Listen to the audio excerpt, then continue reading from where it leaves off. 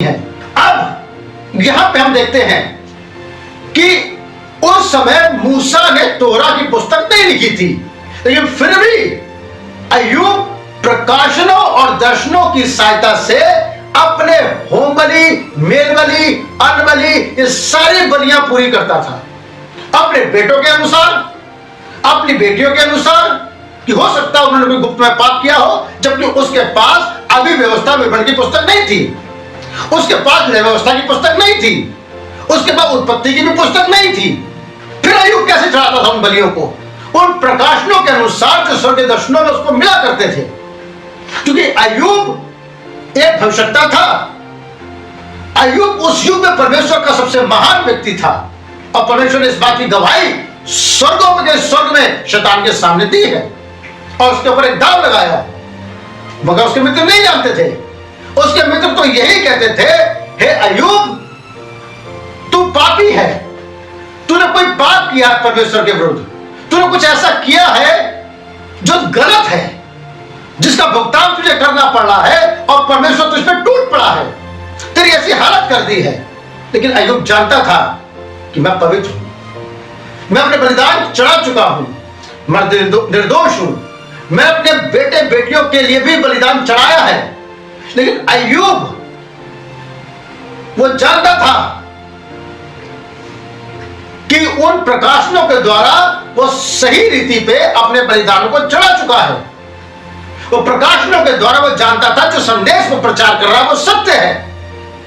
तेमानी एलीपज उसके विरोध में था, उसका दूसरा मित्र उसके विरोध में था, बिल्दद उसके विरोध में था, सोपेर उसके विरोध में था, यहां तक कि युवा प्रचारक एलीहू वो भी उसको समझाने की कोशिश कर रहा था कि भाई तू इस तरह का प्रचार मत कर। जो सोपेर था उसे बताने की कोशिश कर रहा था कि भाई कहीं ना कहीं जो है तू मामला तेरा गलत है, और जैसे कि मैंने यह लिख के भी रखा है, क्या तू ईश्वर के गुप्त भेद को जान सकता है? हम देखते हैं अय्यूब की पुस्तक और उसका 12वां अध्याय और उसकी 7वीं आयत, जबकि उसका मित्र सोपेर उससे कह रहा है कि क्या तू परमेश्वर के गुप्त भेद को जानता है? क्या तू जानता है कि परमेश्वर की प्रक्रिया क्या है? अब अय्यूब जो था वो प्रकृति का ज्ञान रखता था।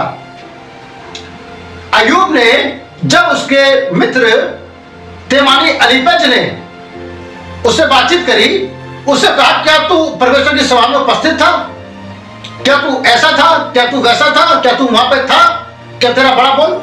अब इसके उत्तर में अय्यूब के पास में उन पे लगाने के लिए लाछन नहीं था, मगर अय्यूब प्रकाशन के द्वारा बता रहा था किन बातों को, जिन बातों के विषय में वो सोच भी नहीं सकते थे।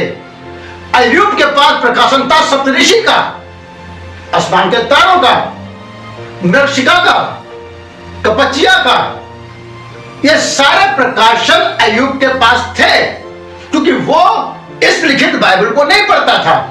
उस समय तक ये लिखित बाइबल नहीं लिखी गई थी, उस समय तक मूसा की पुस्तक तोरा नहीं लिखी गई थी। लेकिन अय्यूब के पास एक महान पुस्तक थी जो स्वर्गों के स्वर्ग की पुस्तक थी। अय्यूब के पास एक महान पुस्तक थी जो प्रकृति की पुस्तक थी। अय्यूब पशु पक्षियों को देखता था, अय्यूब आकाश के चिन्हों को देखता था, अय्यूब समुद्र की मछलियों और इन तमाम चीजों को देखता था, अय्यूब वृक्षों को देखता था। यही उसकी बाइबल थी, और यही उसकी बाइबल उसे प्रकाशनों में ले जाती थी, जबकि उसके मित्र भी उन्हीं चीजों को देखते थे। लेकिन उनके देखने का नजरिया कुछ अलग था और अय्यूब को देखने का नजरिया कुछ अलग था, क्योंकि अय्यूब परमेश्वर के दर्शनों और प्रकाशनों के अनुसार उसे देख रहा था, और वे एक मानवीय दृष्टिकोण से उनको देख रहे थे। अय्यूब अपने तमाम मित्रों को जवाब देने के बाद वो अपने दर्शनों में चला गया, और तब अय्यूब दर्शनों में चला गया, प्रकृति को एक बार फिर से देखना शुरू किया। वो वृक्षों को देख रहा था, और वृक्ष को देख करके वो कह रहा था कि वृक्ष को तो आशा होती है, वो काट भी डाला जाए फिर भी वो पनपेगा, लेकिन जब मनुष्य मर जाता है तो क्या होता है। अब अय्यूब इस प्रकाशन के साथ में बैठा हुआ था कि मनुष्य के साथ क्या होता है, और उसका मस्तिष्क केवल इन बातों को सोच रहा था। वो सोच रहा था कि मैं मरने वाला हूं, अब मेरा शरीर खत्म हो जाएगा, मेरे बच्चे चले गए, सब कुछ खत्म हो गया, मेरा सब कुछ तबाह हो गया, अब मैं भी धीरे धीरे मौत के करीब जा रहा हूं। तब अय्यूब ने कहा ऐसी बहुत सी बातें मैं सुन चुका हूं, तुम सब के सब निकम्मे शांति दाता हो। जी, और तब यहां बता रहा है कि तुम निकम्मे वैद हो, तुम निकम्मे शांतिदायक हो। तुम मुझे शांति देने नहीं आए, वरन मेरे जख्मों पे नमक छिड़कने के लिए आए हो कि मैं गलत प्रचार कर रहा हूं, कि मैंने पाप किए हैं। अब इन सब बातों में भी अय्यूब ने परमेश्वर की निंदा नहीं करी, लेकिन प्रकाशन के द्वारा अय्यूब इस वाली बात को जानता था, चाहे मेरे शरीर को नाश करने वाले कीड़े भी खा जाए, लेकिन मैं अपने परमेश्वर के दर्शन अवश्य करूंगा। और अब बारी थी परमेश्वर को बोलने की। जी, अब इससे पहले कि मैं अय्यूब का 38वां अध्याय पढ़ूं, मैं यहां रुक के कुछ बात कहना चाहता हूं कि एक आत्मा जो तेमानी एलीफज के साथ में खड़ी हुई, वो अय्यूब को दोषी ठहरा रही थी। लेकिन अब एक वास्तविक परमेश्वर अय्यूब के सामने खड़ा हुआ, तो वो तेमानी एलीफज को दोषी ठहरा रहा था, वो सोपेर को दोषी ठहरा रहा था, वो उन चारों को दोषी ठहरा रहा था जो अय्यूब को शिक्षा दे रहे थे। तो दोनों आत्माओं में भिन्नता होनी चाहिए, अर्थात जो दोष करने वाली आत्मा थी वो अय्यूब पे दोष लगा रही थी, और जो वास्तविक परमेश्वर का आत्मा था वो अय्यूब के साथ खड़ा हुआ था। अब वास्तविक परमेश्वर का आत्मा क्या बोलता है देखते हैं। जी, तब यहोवा ने अय्यूब को आंधी में से यूं उत्तर दिया, ये कौन है जो अज्ञानता की बातें कहकर युक्ति को बिगाड़ना चाहता है?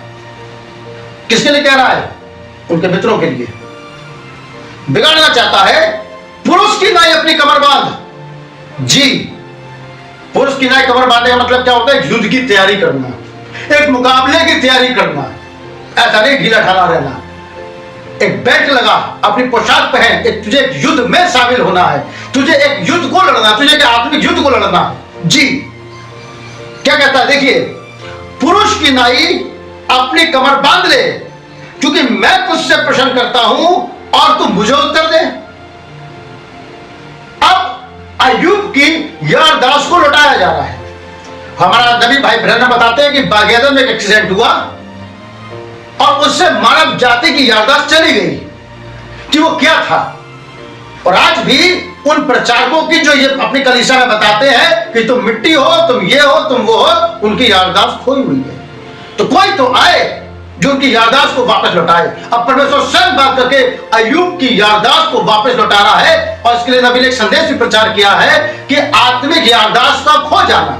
जी, अब अय्यूब की यारदाश्त लौटाई जा रही है, और जब अय्यूब की यारदाश्त लौटाई जा रही है तो बड़ा विचित्र काम होने जा रहा। जी, देखते हैं, पुरुष की नाई अपनी कमर बांध ले, क्योंकि मैं तुझसे प्रश्न करता हूं, मुझे उत्तर दे। जब मैंने पृथ्वी की नींव डाली तू कहां था? याददाश्त लौटाई जा रही है, तू कहां था? एवन, यदि तू समझदार हो तो उत्तर दे, उसकी नाप किसने ठहराई? क्या तू जानता है? उसने उस पर सूत किसने खींचा? उसकी नेव कौन सी वस्तु पर रखी गई? वह किसने उसके कोने का सिरे का पत्थर बिठाया? जबकि भोर के तारे आनंद से गाते थे और परमेश्वर के सभी पुत्र जय जयकार करते थे, तू कहां था? ओ, अय्यूब की याददाश्त वापस आने लगी।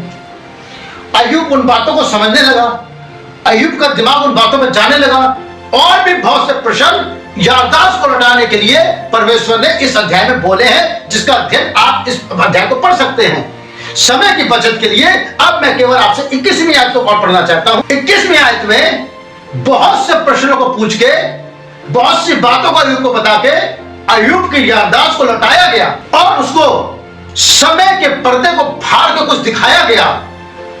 और समय के पर्दे को फाड़ के दिखाते समय परमेश्वर उससे एक बात बोल रहा था, जरा ध्यान से सुनिए। निसंदेह तू ये सब कुछ जानता होगा, क्योंकि तू तो उस समय उत्पन्न हुआ था और तू बहुत आयु का है। हालेलुया। तो यीशु मसीह से ये कहा गया, जब यीशु मसीह ने कहा इस वाली बात को, इससे पहले अब्राहम हो मैं हूं, इससे पहले कि मूसा हो मैं हूं, इससे पहले कि कोई चांद सितारा हो मैं हूं। पुरानियों ने, फरीसियों ने, उस समय के पादरियों ने कहा तू अभी 50 साल का भी नहीं हुआ और तू कहता है कि मैं हूं। कहता है उनकी सोच ये थी कि ये पागल हो गया है। और तब अय्यूब से कहा गया कि जब मैंने पृथ्वी की नींव डाली तू कहा था, जब मैंने सारी सृष्टि करी तू कहा था। निस्संदेह तू इन बातों को जानता है क्योंकि तू उस समय वहां था और तू बहुत आयु का है। यह नहीं कहा कि तू 50 साल का है।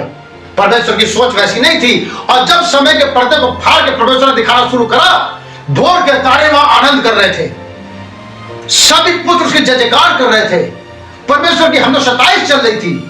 उसे परमेश्वर ने दिखाना शुरू किया कि एक दिन मसीहा पृथ्वी पर आएगा, वो कुंवारी से जन्म लेगा, मानव जाति के पापों का उद्धार करेगा और मानव जाति को पापों से निकालेगा। अय्यूब उछलने लगा, उसकी याददाश्त वापस आने लगी। और तब उस भीड़ में अय्यूब ने अय्यूब को देखा। और जब अय्यूब ने अपने आप को वहां देखा खड़ा हुआ तो सुन रह गया कि यह क्या है। अय्यूब जान गया कि मेरा यह शरीर जो भूमि की मिट्टी का बना है, लेकिन मेरा एक और शरीर है जो परमेश्वर की आत्मा का बना है। और अय्यूब बोल उठा, चाहे इस शरीर को नाश करने वाले कीड़े भी खा जाए, तब इसी शरीर में होके मैं उस परमेश्वर का दर्शन करूंगा, क्योंकि उसने अपने असली रूप को भोर के तारों के साथ आनंद करते हुए देख लिया था। वो इस रहस्य को जान गया था कि केवल एक अय्यूब नहीं है, वरन 2 अय्यूब है। एक अय्यूब जो भूमि पे खड़ा है, एक अय्यूब जो स्वर्ग में खड़ा है। जो पास्टर अपनी कलीसियाओं को इस रहस्य के विषय में नहीं बताते, वो उनका गलत मार्गदर्शन कर रहे हैं।